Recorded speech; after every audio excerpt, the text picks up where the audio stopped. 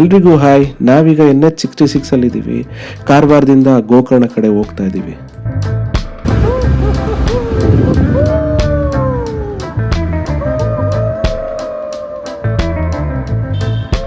ಹೋಗ್ತಾ ದಾರಿಲಿ ಈ ಥರ ಟನಲ್ಸು, ವೆಸ್ಟರ್ನ್ ಘಾಟ್ಸ್ ವ್ಯೂಸು ತುಂಬ ಚೆನ್ನಾಗಿತ್ತು, ಬ್ಯೂಟಿಫುಲ್ ಆಗಿತ್ತು. ಗೋಕರ್ಣದಲ್ಲಿ ಹೋಟೆಲ್ ಚೆಕ್ ಇನ್ ಮಾಡಿದ್ವಿ. ಗೋಕರ್ಣದಲ್ಲಿ ಬೆಸ್ಟ್ ಥಿಂಗ್ ಅಂತ ಅಂದರೆ ರೆಂಟಲ್ ಬೈಕ್ ಸಿಗುತ್ತೆ.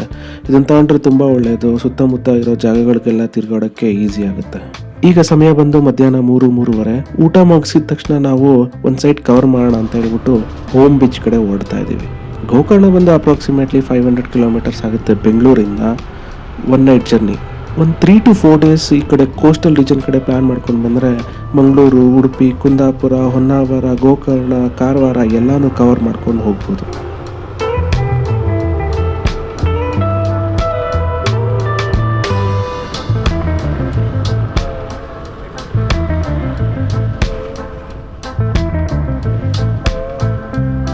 ಇವತ್ತು ಸ್ವಲ್ಪ ಕ್ರೌಡ್ ಜಾಸ್ತಿನೇ ಇರೋ ಥರ ಇದೆ ನೋಡಿ. ಪಾರ್ಕಿಂಗ್ ಇಲ್ಲಿವರೆಗೂ ಇದೆ.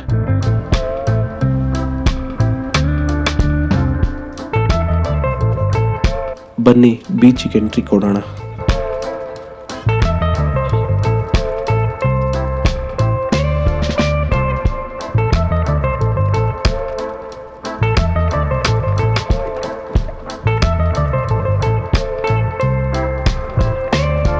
ಆ್ಯಕ್ಚುಯಲ್ ಓಮ್ ಬೀಚ್ ಸೈಡ್ ಬಂದು ತುಂಬ ಕ್ರೌಡ್ ಇದ್ದಿದ್ದರಿಂದ ನಾವು the other side of the Om beach ಒಂದು ಎಂಜಾಯ್ ಮಾಡೋಣ ಅಂತ ಹೋಗ್ತಾ ಇದ್ದೀವಿ. ಆ್ಯಂಡ್ ಸನ್ಸೆಟ್ ವ್ಯೂ ಈ ಕಡೆಯಿಂದ ತುಂಬ ಚೆನ್ನಾಗಿ ಕಾಣಬಹುದು.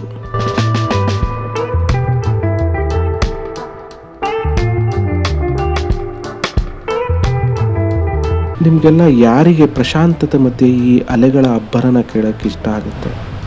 ನನಗಂತೂ ತುಂಬ ಇಷ್ಟ ಆಗುತ್ತೆ. ಹಾಗೆ ಕೇಳ್ತಾನೆ ಇರಬೇಕು ಅಂತ ಅನಿಸುತ್ತೆ.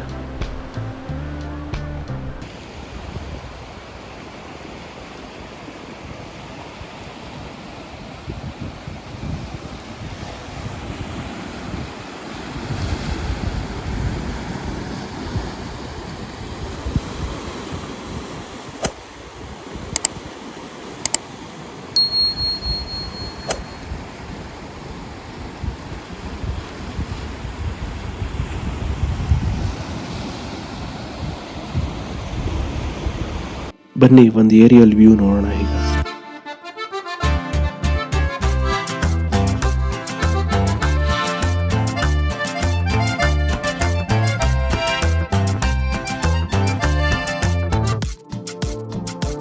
ಆಕ್ಚುಯಲ್ ಓಮ್ ಬೀಚ್ ಬಂದು ಆ ಕಡೆ ಇದೆ ನೋಡಿ.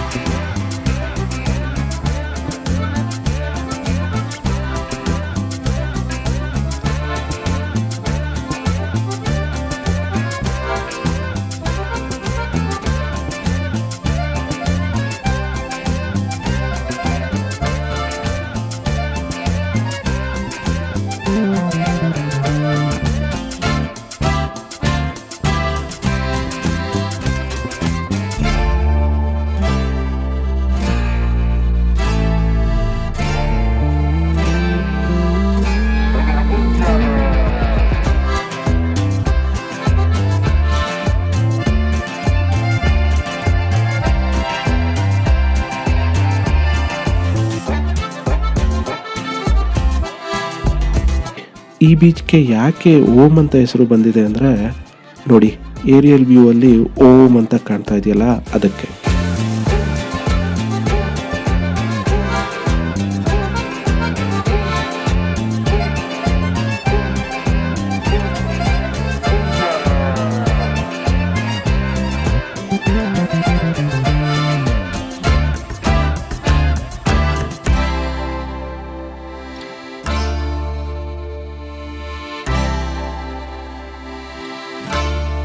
ಓಮ್ ಬೀಚ್ ಮುಗಿಸೋಷ್ಟರಲ್ಲಿ ಕತ್ಲಾಯಿತು. ವಾಪಸ್ಸು ಹೋಟೆಲ್ ಕಡೆ ಹೊರಟ್ವಿ. ಹೋಟೆಲ್ಗೆ ಹೋಗಿ ರಿಫ್ರೆಶ್ ಆಗಿ ದೇವಸ್ಥಾನದ ಕಡೆ ಹೊರಟ್ವಿ.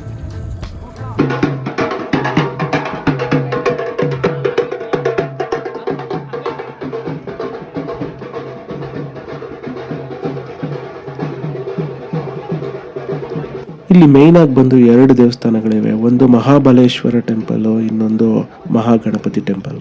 ಇವತ್ತು ವಿಶೇಷವಾದ ದಿನ ಆಗಿದ್ರಿಂದ ಇಲ್ಲಿ ಬೆಳ್ಳಿ ರಥೋತ್ಸವ, ಪಲ್ಲಕ್ಕಿ ಮೆರವಣಿಗೆ ಎಲ್ಲ ನಡೀತಾ ಇದೆ ಇಲ್ಲಿ.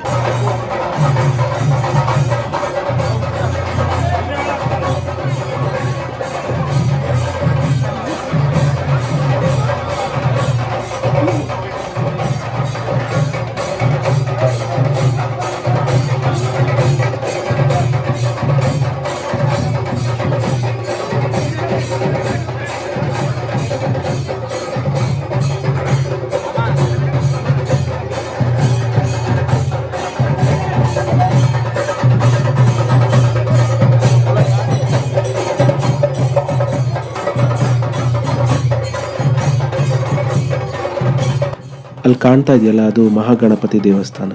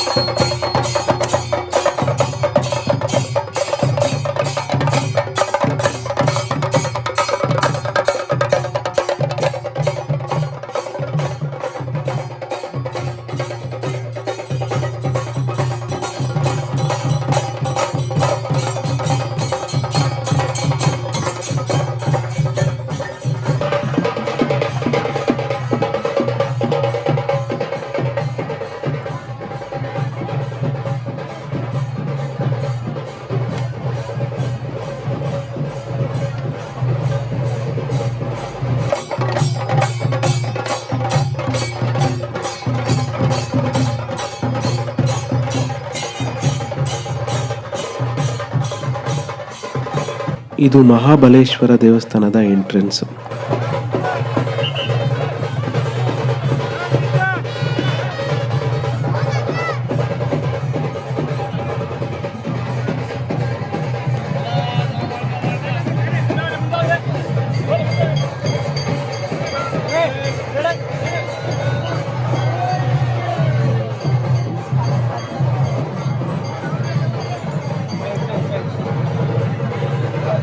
ತುಂಬ ಕ್ರೌಡ್ ಇದ್ದಿದ್ದರಿಂದ ದೇವರ ದರ್ಶನ ಇವಾಗ ಮಾಡಿದ್ರೆ ತುಂಬ ಟೈಮ್ ತಗೊಳುತ್ತೆ ಅಂತ ನಾವು ದೇವಸ್ಥಾನದ ಮುಂದೆ ಇರೋ ಸಮುದ್ರ ತೀರದ ಕಡೆ ಹೊರಟ್ವಿ. ಹೇಗಿರುತ್ತೆ ನೋಡೋಣ ಈ ರಾತ್ರಿಲಿ ಅಂತ.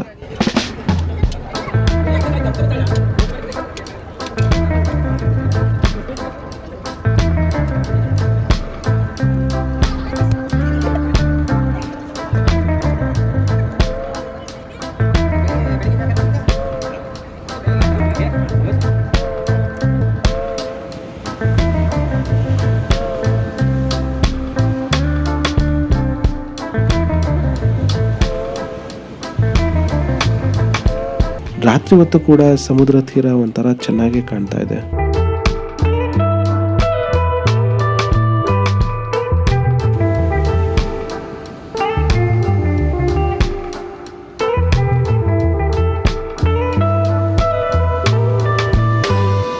ಹೀಗೆ ನಮ್ಮ ಮೊದಲನೇ ದಿನ ಗೋಕರ್ಣದಲ್ಲಿ ಮುಕ್ತಾಯ ಆಯಿತು.